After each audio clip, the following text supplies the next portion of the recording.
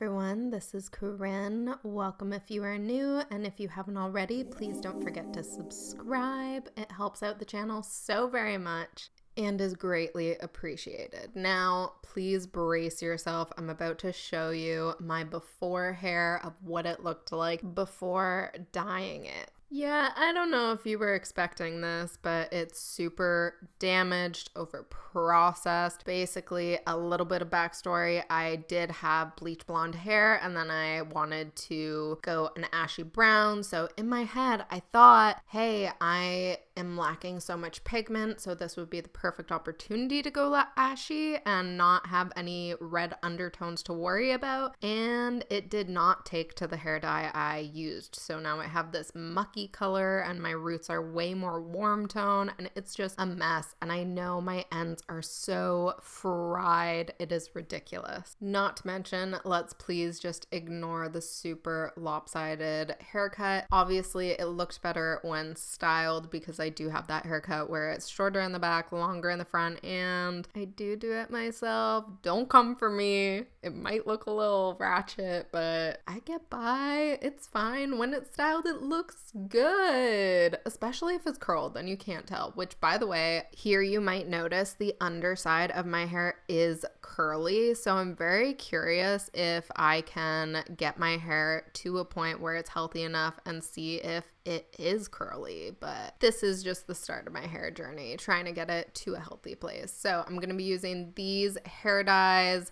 Love Arctic Fox, super duper conditioning, and then also this conditioner along with my bowl, my gloves because I don't want stained hands, and of course a brush for the application.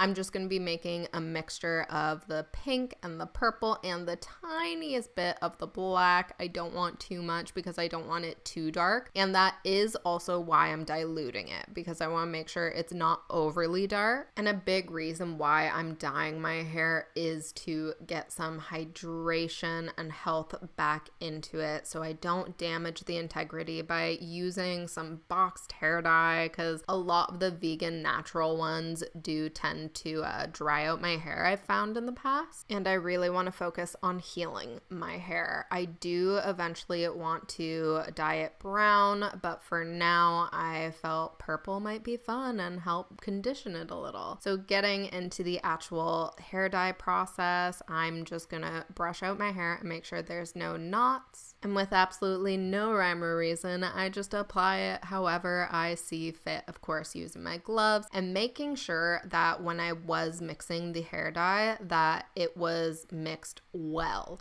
If you don't mix it well, it might come out patchy, and also if you don't apply it well, it might come out patchy. So of course I'm going against my own thing, that being said, by me just kind of glopping my hair dye on. Of course, I do initially section it a little because pieces near my face I feel are a lot more important than the back of my head, because it's not like anyone's gonna see the back of my head right now. Not that that matters. I mean, if I was going out in public and stuff, people might see, but it's fine. It'll work out. So of course, being really generous with this, making sure it's thoroughly saturated, and I'm just going to do this to my entire head.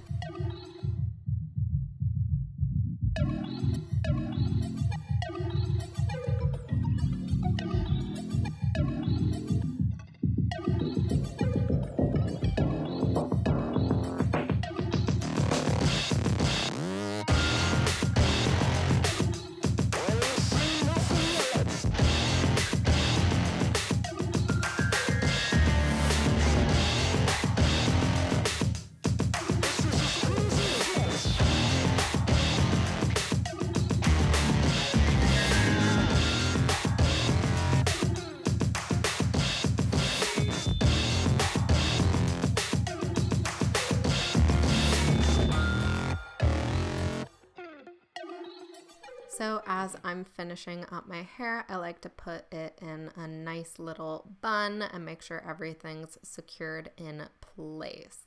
I also clean my skin afterwards to make sure it doesn't get stained. And now I'm going to show you what I do to keep my hair in place. I take any plastic bag and I slice a little slit through it, and usually with some bags you can just kind of rip it there once you have the slice started.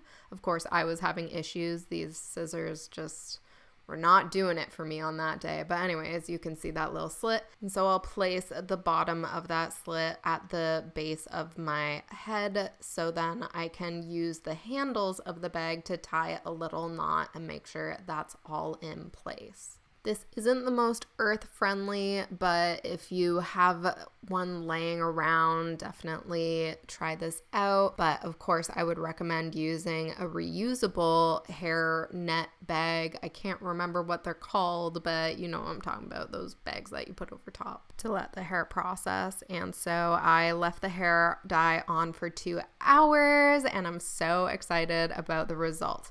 Yes, they are a little patchy, but honestly, it turned out way better than I expected. With having 2 hair dye fails of trying to go a more natural shade and then having this happen with an unnatural shade, I'm pretty happy. Not to mention the quality of my hair feels so much better. It actually feels somewhat healthy at this point, even when not styled, when not straightened. It's crazy. Of course, this is my hair styled and straightened, so now you can kind of see the haircut. But speaking of haircut, I didn't stop here. So I decided to chop off my hair, and this is the after. Not only did I cut it shorter, but I also gave myself some wispy bangs in the front, which I'm totally digging. I do need to grow them out, but aside from that, I also did a little undercut. Might not be the most even undercut, but I love it nonetheless. I would love to get it fixed up, but I don't think any hair salons are open right now, so I'm gonna enjoy rocking this while I can. And that is it for today's video. Thank you so much for watching, and if you haven't already, don't forget to like, comment, and subscribe. Until next time, you are magic, and